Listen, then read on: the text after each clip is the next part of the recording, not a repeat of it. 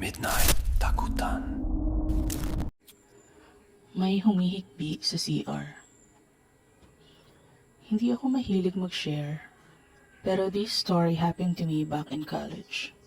And kahit ilang taon na ang lumipas, tumatayo pa rin ang balahibo ko pag naaalala ko. Nag-aaral ako noon sa isang university sa Laguna. Ayoko na i-name but sikat siya. Fourth year ako at gabi na yon.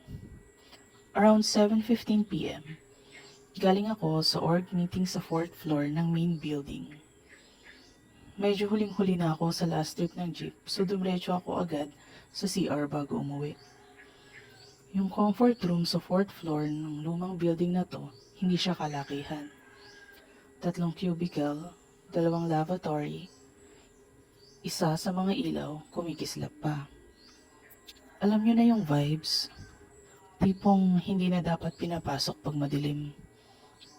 Pero syempre, wala akong choice. Pagpasok ko, normal naman. Tahimik, medyo amoy Clorox, malamig at basa ang sahig. Yung isang pinto ng cubicle medyo nakasara pero hindi nakalock. The other two, wide open. Habang umiihi ako, nakarinig ako ng mahina pero malinaw na paghikbi. Yung parang batang babae na umiiyak na pilit pinipigilan. Hindi hysterical, hikbi lang, sunod-sunod. Nag-freeze ako,